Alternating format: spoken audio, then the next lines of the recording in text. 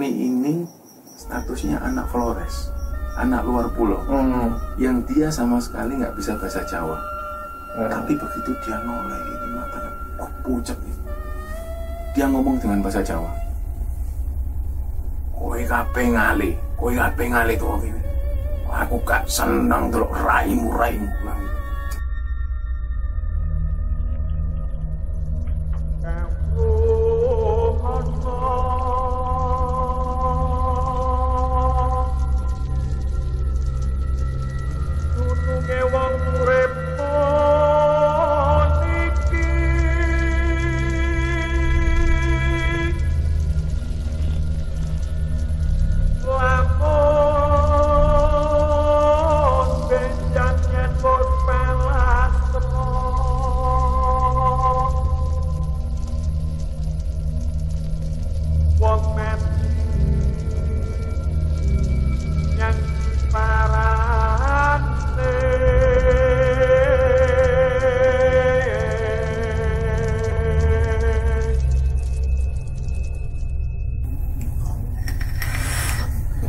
Oke Mas, kemarin kan kita sudah bahas beberapa video seputar cerita horor di sekitar kita gitu.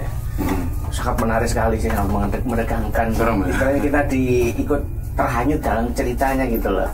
Ya mungkin ada yang perlu diceritakan lagi atau ada cerita horor mistis lagi mungkin yang bisa dibagikan.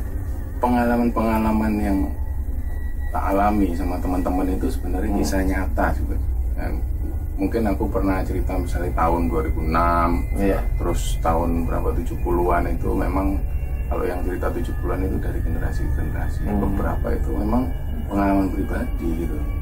Tapi ada satu dari cerita itu juga nggak kalah serem juga. Itu tahun 2000, sekitar tahun 2004-2005 lah. Waktu itu aku masih jadi ketua umum di satu unit kegiatan mahasiswa gitu. Itu pernah tak alami juga. Langsung ke inti cerita ya.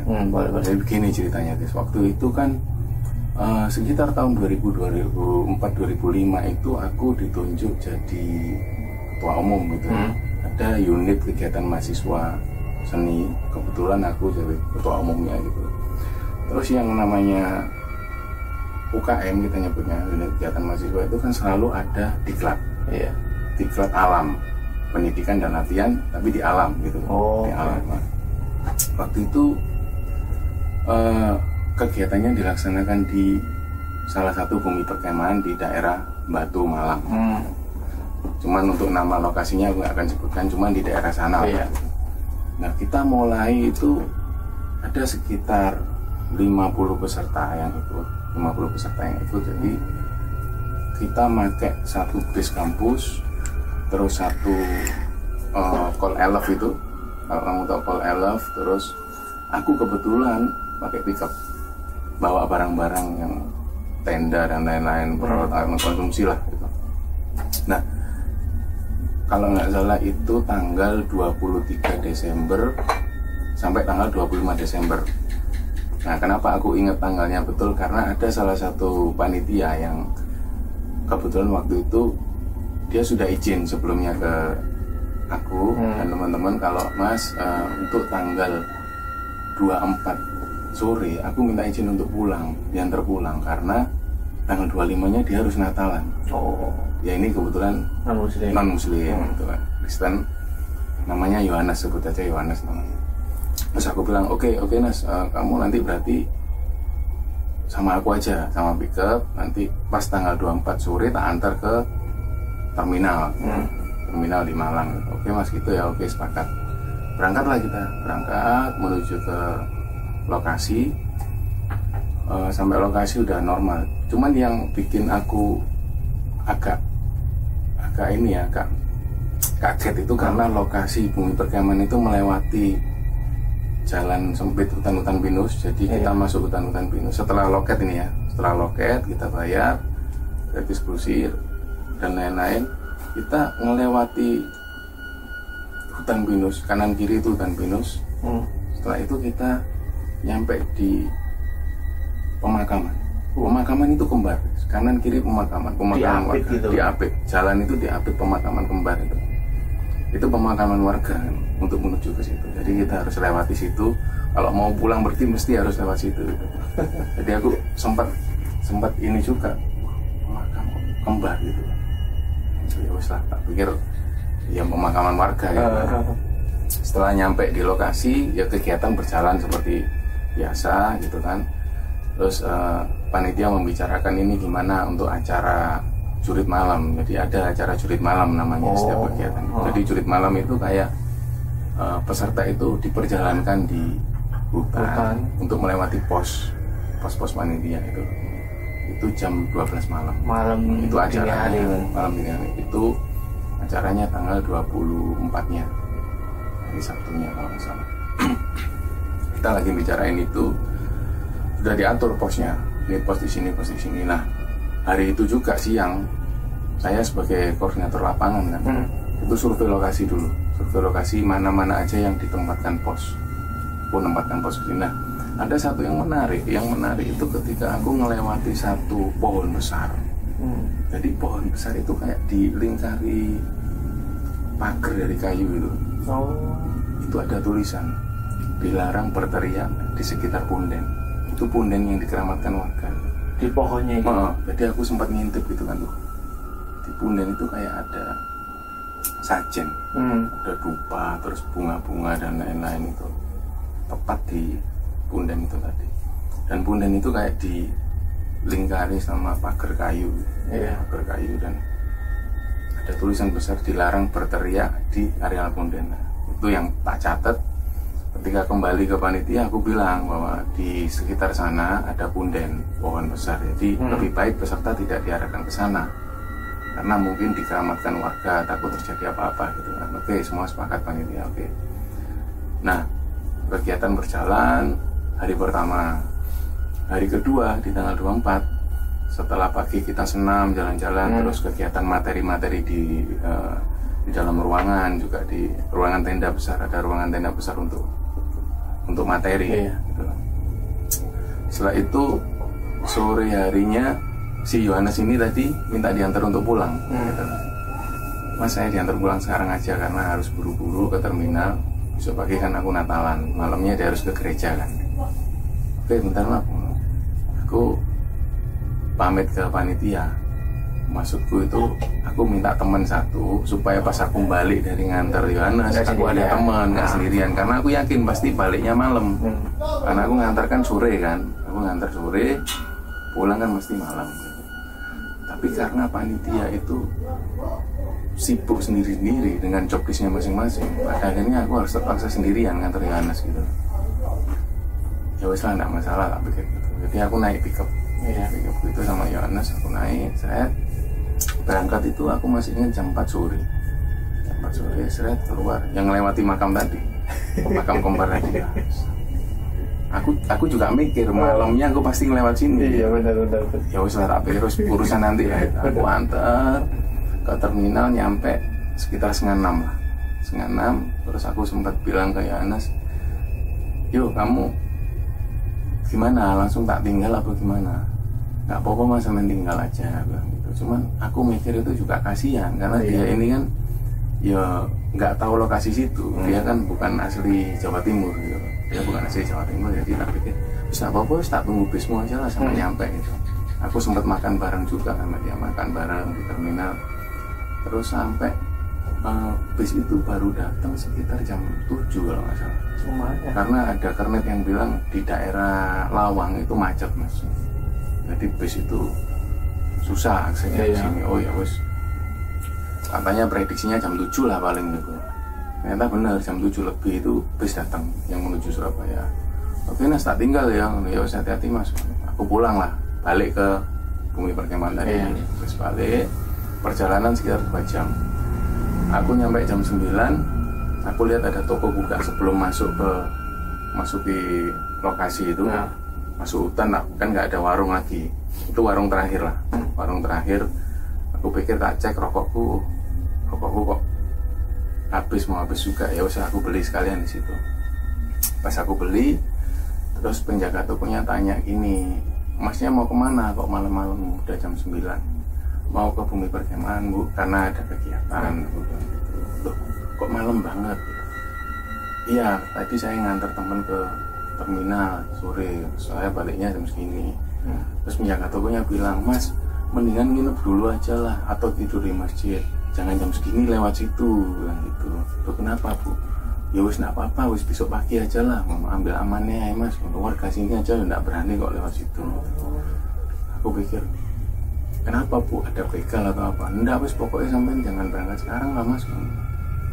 Oh nggih Bu, ya wis aku pamit gitu. Setelah beli rokok aku pamit. Terus aku sempat mikir itu di dalam mobil, aku mikir aku lanjutkan perjalanan apa enggak gitu. Karena kayaknya ibu tadi serius ngomongnya gitu. Sedangkan aku lihat itu waktu itu semakin malam juga. Terus kalau aku tidur di masjid, sedangkan aku punya tanggung jawab untuk jurit malam itu gitu loh, untuk kegiatan itu kan. Terus lama mikir aku nekat aja lah, bismillah gitu aku. Terus tak nyalain mobil, mulai aku masuk hutan itu. Masuk hutan, masuk loket, melewati hutan pinus.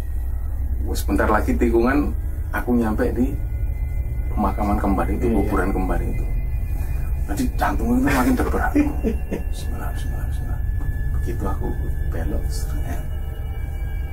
kamu ngerti dari kejauhan makam itu. Kelihatan itu ada. Kamu ngerti Ponokawan, toko pewayangan 4 orang itu. Petruk Semar Gareng. Petruk Semar Gareng sama siapa satunya itu? Petruk Semar Gareng sama Togop ya kalau nggak salah. Siapa? Pak Petruk Semar Gareng Togop kalau nggak salah. Pokoknya 4 orang Ponokawan itu. Itu nari-nari gini terus. Persis di antara makam kembar itu. Persis di depan makam kembar itu ada satu orang di tengah itu penari, penari cewek gitu, pucat terus dia itu ada selendang merah terus joget di tengah-tengah. Jadi ya persis ada iringan gamelan itu terdengar itu ya semiri-semiri. Jadi aku itu sampai ini acara opo, jadi pikiranku tuh melayang-layang ini acara opo gitu kan. Nah saat aku pelan, semakin pelan gitu, semakin pelan penari itu semua pas joget-joget itu terus lihat ke arahku dulu, terus aku harus apa gitu kan. Jadi aku sempat antara ngegas ngerem gitu. Terus aku sempat nunduk sebentar nunduk sebentar. Suara gamelan itu sih ada. Aku ngintip lagi itu masih joget-joget semua. Ponokawan sama satu orang penari pakai kebaya merah, pakai ya penari gitu. Sambil dia tetap ngelirik aku. Terus aku itu nggak tahu ya, tiba-tiba itu mikirku gini, aku harus bisa melawan ketakutan ini. Entah ya apa caranya, aku harus melewati mereka gitu. Jadi aku melewati makam kembar yang ada Ponokawan 4 lagi joget-joget itu, sambil aku nunduk ini guys. Ya kamu tahu kan, antara lihat bawah sampai lihat depan, aku tahu ada depan orang itu Ponokawan itu masih kelihatan. Aku melewati, melewati gitu. Harus melewati. Dan aku nggak mau noleh ke belakang lagi.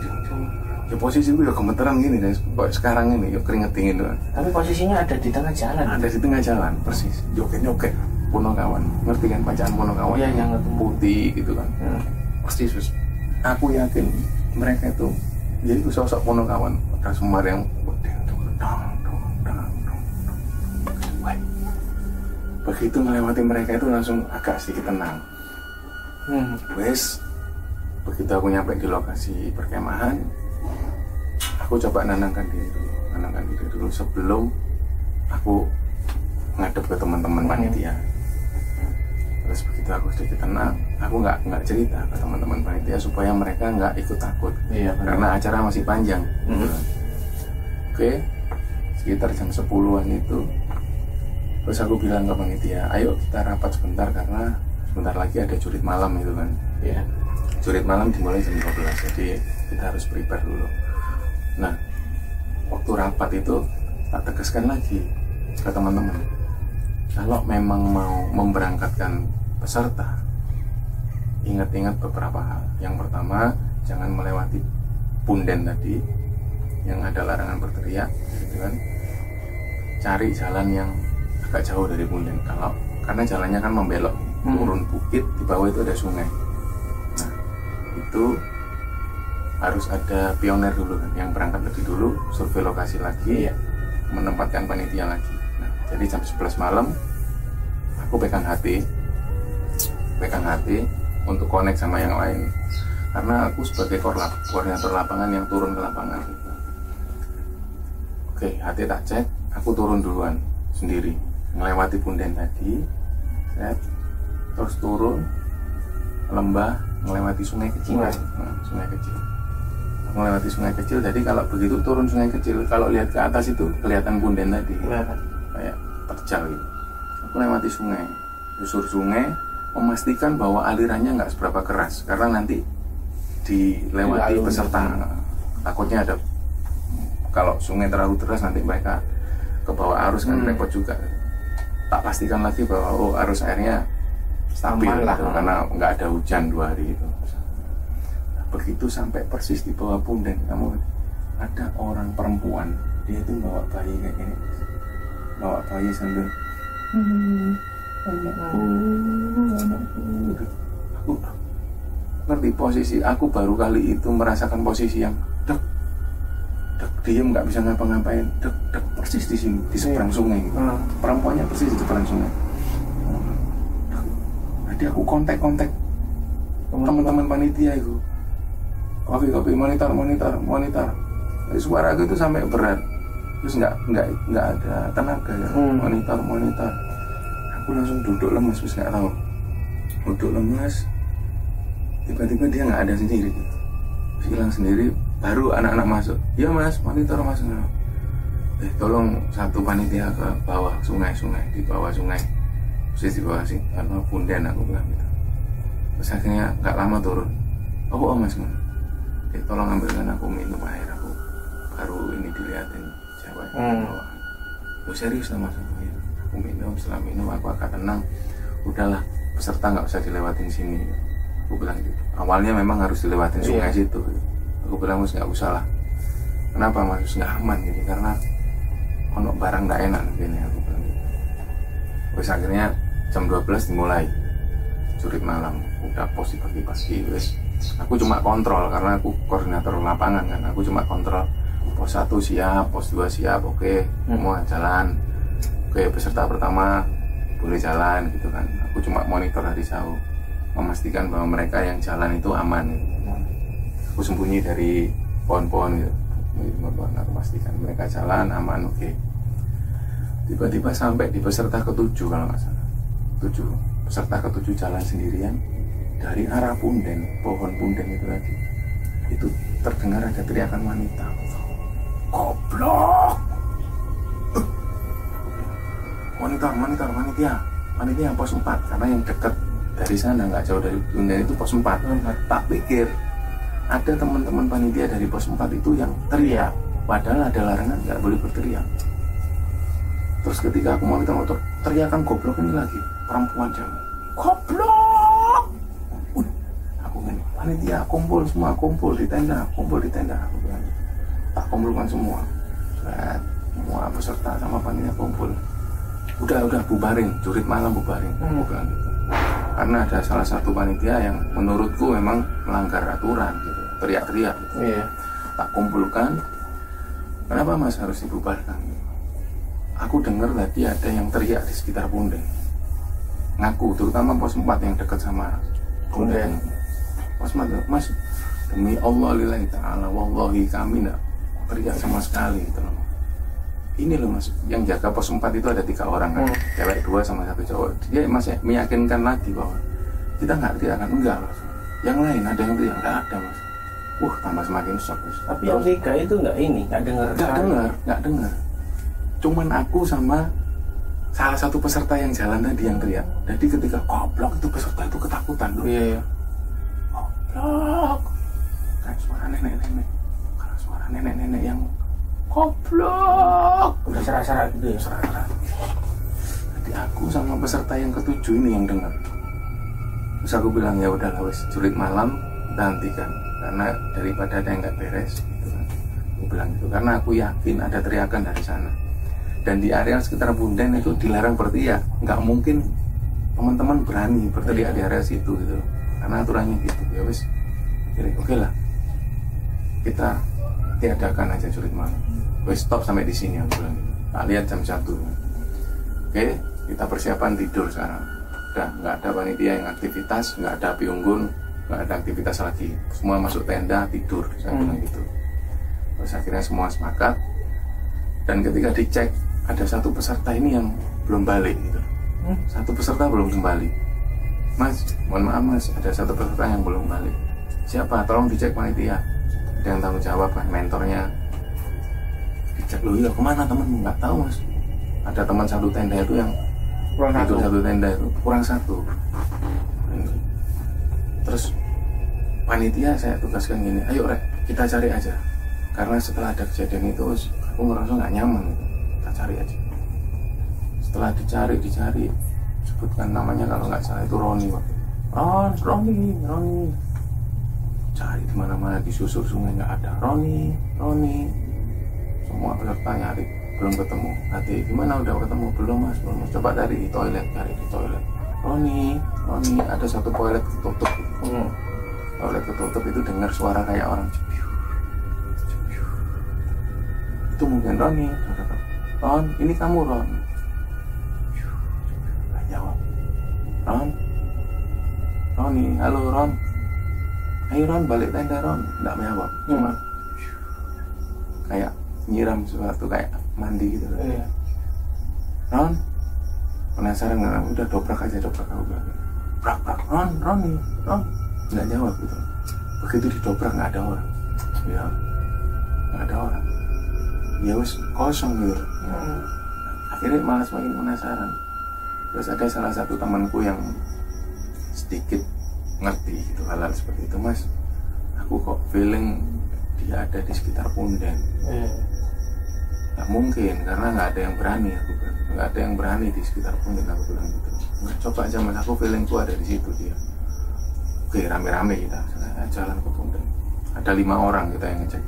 Panitia semua 5 ngecek di situ. Ternyata si Roni ada di situ. Kamu tahu posisinya itu sambil nunduk ini, guys. Nunduk kayak gini lah. Dia itu nunduk di depan Punden persis. Ron, ngapain kamu di situ Ron? Begitu Roni nolak gitu. Si Roni ini ya, aku merinding ya. Roni ini statusnya anak Flores, anak luar pulau, yang dia sama sekali nggak bisa bahasa Jawa. Tapi begitu dia noleh ini matanya pucat. Dia ngomong dengan bahasa Jawa. Kowe kabeh ngali tuh gitu. Aku gak senang tuh raimu bilang gitu. Padahal ya, kamu tahu Roni ini nggak pernah bisa bahasa Jawa. Bayangkan ya, Roni ini baru masuk pakai mahasiswa baru 4 bulan di Surabaya. Sama sekali dia nggak bisa bahasa Jawa. Pada waktu itu dia tiba-tiba noleh sama kowe lapo nang kene kabeh. Aku gak seneng tuh raimu. Aku siap, gak beres ini. Teman-teman yang lain ini lari. Jadi tinggal aku 2 orang yang ya sebenarnya takut cuma memberanikan diri. Ron, kamu siapa Ron? Male. Padahal aku, ya gimana ya sehari-hari kita tahu Roni ini nggak bisa bahasa Jawa, orang Flores, luar Jawa. Waktu itu dia bisa bahasa Jawa dan marah ke kita, kan aneh gitu. Dia langsung ayo bawa, saya bawa ke tenda. Jadi ketika kami megang itu dia sambil goyang-goyang tangan. Jono aku ngale kon kabeh, ngale. Terus tarik. Begitu sampai di depan tenda itu, kita semua ayo, tolong orang itu kesurupan. Jadi tangannya gini sambil melototi semua ke kami. Kemudian teriak ngale kon kabeh, ngale. Ada yang satu bilang masih baca mas sebisanya mas. Isi Roni berontak mas ya. Terus saking beratnya badan itu ada sekitar 7 orang yang megang. Itu ada yang megang kaki, ada yang megang kepala, ada yang megang ini. Dia masih berontak. Terus ada salah satu seniorku yang bilang, kayaknya anak ini harus dipanggilkan orang pintar aja. Coba kalian cari orang pintar di dekat sini gitu. Jadi ada 2 orang yang bawa senter lari menuju perkampungan itu kan. Yang melewati makam kembar tadi, wis nggak ngerti, wis aku nggak mikir, aku yang mikir ya apa caranya si Roni ini segera beres gitu. Ada berontak, ya semua teman-teman pada takut karena loh, Roni kok nggak bisa bahasa Jawa tapi tiba-tiba dia ngomong bahasa Jawa dengan intonasi yang berbeda, lebih marah gitu, wah ngale kabeh, rakyatmu ngale. Dan sudah dibaca-bacakan nggak mempan, nggak lama, ada sekitar setengah jam itu ya itu orang teman-teman yang manggil, 1 orang penduduk itu ada orang pintar itu datang terus dipegang, tiba-tiba orang pintarnya ngambil air terus dicaplek, bang ini sopo kon melo kon sopo lapo kon ganggu nang ini, kata orang pintarnya tadi. Hari ini kurang ajar kabeh, kurang ajar apa hari ini? Kurang ajar kowe. Wis kon saiki nyaluk apa? Kon aja nganggu supaya kon metu kon nyaluk apa? Diam aja sambil sini.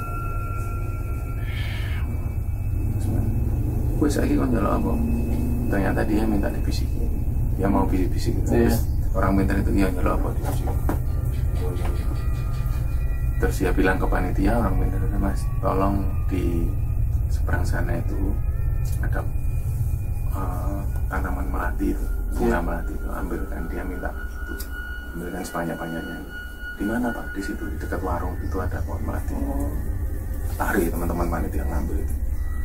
Ketika dikasihkan, kamu tahu pohon melati itu dikunyah, dimakan gitu kan, dimakan terus itu. Wes mari nyaluk apa mana? Intinya terus dia minta bisikin lagi. Ya. Ternyata dia tidak terima karena ada 2 orang itu yang di sekitar punden itu yang apa ini pacaran non jauh ya, mesum di dekat situ. Padahal bukan dari teman-teman yang di sini gitu. Ada anggota lain yang memang ada kegiatan di situ, wisatawan lain lah ya, wisatawan lain yang dia mesum di situ. Dan efeknya ke kami gitu. Udah setelah dituruti seperti itu, nggak lama ini si Roni udah lemes. Terus Roni itu melek ini, ya, ada apa ini semua di sini? Ron kamu nggak apa? Ini gimana ini? Dan bahasa Floresnya itu, bahasa timurnya itu yang ya wis bener-bener nggak bisa bahasa Jawa memang Roni. Aneh gitu. Jadi setelah kejadian itu wis langsung aku bilang, oke lah, udah ya teman-teman semua, ayo kita baca doa bareng sebelum kita tidur. Sebenarnya masih kurang 1 hari lagi gitu. Cuman setelah kejadian macam-macam itu akhirnya kami berembuk untuk udahlah kita selesai aja, besok pagi kita bergegas pulang aja. Udah nggak usah diperpanjang kegiatan ini karena daripada nanti muncul hal-hal yang nggak diinginkan. Malam kami tidur, tak pikir udah selesai, nggak ada hal-hal aneh lagi. Ternyata ketika kita tidur itu ada salah satu teman yang satu tenda itu bilang udah tidur sebenarnya 1 jam atau 2 jam mungkin kita udah tidur, terus ada 1 orang itu yang mas aku gak bisa turu mas. Apa mas kurungu wong baris-baris apa kayak tentara. Coba mas dengar mas rumah nolak. Terus aku bilang dengar nolak. Memang benar kayak ada orang baris-baris.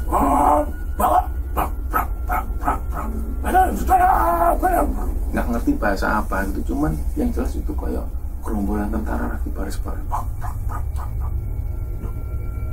Jam segini tak lihat jam 2 lebih gitu. Ngapain orang baris-baris? Tak pikir wah dia masih aneh lagi gitu.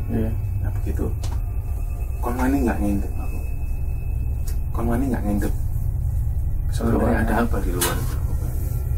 Nggak wani mas aku. Terus akhirnya membangunkan panitia yang lain. Siki koyok kurungu tentara, kon kurungu nggak? Begitu dia bangun, iya mas, suara begini, suara nggak ngerti makanya ayo dijam. Kita tuh ngomong bareng-bareng, ngintip dari tenda. ada gerombolan tentara. Dilihat, kalau tak lihat dari pakaiannya itu kayak tentara Jepang gitu. Fisiknya terus kulitannya itu putih, tapi wajahnya terus ada yang tangannya nggak ada yang timplang, ada yang mukanya hancur kayak kena bom. Ya itu baris lewat di tempat tenda. Lu dari teman-teman itu diam-diaman ini sambil lihat. Oh, ada sekitar berapa detik, 10 detik, lewat, hilang menuju ke hutan-hutan. Oke, apa itu karo mas, ya apa mas, obat sih mas, apa ini mas, bisa ayo habis tidur aja lah. Semoga ini yang terakhir lah, aku bilang. Udah nggak ada gangguan lagi, aku bilang gitu. Terus kita doa lagi, terus tidur. Itu berharap cepet-cepet pagi yang pulang. Terus begitu pagi kami memutuskan untuk prepare. Oke, ayo prepare yuk, prepare. Semoga kita berdoa, semoga perjalanan kita balik ke Surabaya ini nggak ada gangguan lagi. Terus ada bapak-bapak semalam yang orang pintar itu datang lagi gitu. Mana mas, mau pulang? Nggih pak, mau pulang karena udah nggak bisa dilanjutkan lagi, daripada ada apa-apa. Nggih mas, lebih baik pulang aja. Terus aku iseng-iseng tanya kan, Pak, semalam itu kami itu dengar ada suara pasukan tentara, terus pas kami ngintip keluar itu ternyata kayak tentara Jepang gitu loh Pak. Ada yang tangannya patah, darah-darah gitu, ada yang mukanya bopeng gitu Pak. Mukanya hancur semua gitu. Kenapa Pak? Oh iya mas, jadi di dekat sini itu ada gua Jepang. Dulu itu teman kalau mau lihat di sana ada gua Jepang di sekitar timur Bumi Perkemahan ini. Di sana itu ada gua Jepang yang sekarang udah ditutup. Jadi ada gua Jepang yang bangun itu orang Jepang untuk persembunyian mereka pada waktu perang dulu. Nah banyak yang mati di situ karena waktu perang. Jadi mungkin yang sampai lihat itu ya penampakan itu. Benar. Terus semalam saya bilang, waktu saya balik ke sini di depan makam kembar itu saya lihat ada Punokawan sama satu orang penari itu Pak, joget-joget gitu. Itu apa sebenarnya, aku bilang. Loh, siapa yang melihat mas? Saya Pak. Sampean sendiri? Iya. Loh, sampean kok sendirian gimana? Oh, saya sore habis ngantar teman ke terminal terus balik. Saya ngeliat kejadian itu ya. Oh, itu gini mas, jadi dulu itu ada satu, di kampung ini itu dulu ada kampung wayang, jadi pembuat wayang, dan ada salah satu dalang itu yang kepinginnya rame pertunjukannya biar banyak job gitu. Dia itu bikin pesugihan, dia pakai pesugihan. Lah salah satu pesugihannya itu ya berwujud Punokawan itu tadi gitu. Kadang-kadang memang sering nampak mas. Dan memang kalau Punokawan itu nampak itu pertanda buruk gitu. Bagi orang sini gitu. Itu ya Pak.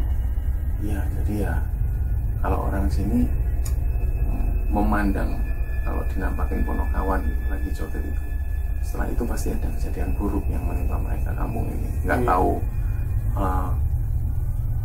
perkebunan mereka itu hancur oleh hama atau dan lain-lain, selalu ada pertanda seperti itu.